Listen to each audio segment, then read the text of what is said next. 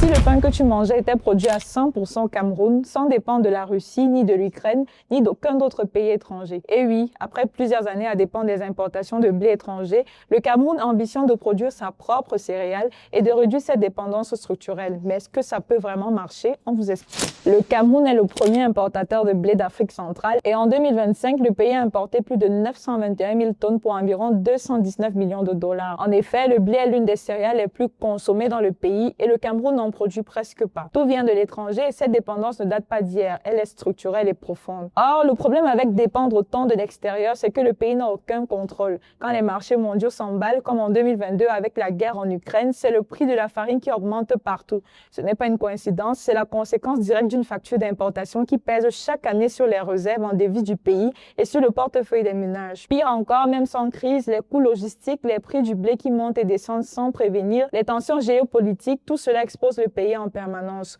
Conclusion, le Cameroun subit les prix au lieu de les maîtriser. C'est justement dans ce contexte que le gouvernement a validé un plan d'action triennal avec un budget qui s'élève à environ 30,9 milliards de francs CFA, soit 54 millions de dollars. Et ce plan repose sur 3 axes concrets, à savoir produire des semences certifiées localement, accompagner les agriculteurs sur le terrain et construire des infrastructures de stockage, de transformation et de commercialisation. En clair, créer une vraie chaîne de la semence jusqu'au produit fini. Concrètement, le programme prévoit d'exploiter 4 500 hectares pour produire 9 000 tonnes de semences certifiées qui permettront ensuite d'atteindre une production commerciale de 180 000 tonnes de blé. Les régions ciblées sont l'extrême nord, le nord, l'Adamaoua, l'ouest et le nord-ouest, des bassins identifiés comme favorables à cette culture. Par ailleurs, cette dynamique dépasse les seules frontières camerounaises. En mars 2026, le Tchad a lancé officiellement son centre national de spécialisation sur le blé avec l'ambition d'en faire un pôle régional de référence pour la recherche et la formation.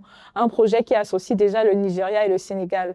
Pourtant, le Tchad lui-même part de loin. Il y a quelques décennies, les terres agricoles du lac Tchad alimentaient un moulin capable de produire plus de 10 000 tonnes de farine par an. Aujourd'hui, la production nationale peine à atteindre 3 000 tonnes. C'est dire à quel point reconstruire une filière, c'est difficile, même quand on l'a déjà fait. Cela dit, il faut rester lucide. 180 000 tonnes, c'est un premier pas, mais la demande nationale dépasse 900 000 tonnes par an. Et même les pays comme le Nigeria subventionnent massivement leurs filières pour rester compétitifs, tant les coûts de production restent élevés face au blé importé. Alors, selon vous, le Cameroun réussira-t-il à produire son propre blé? Donnez vos avis en commentaire et n'oubliez pas de vous abonner.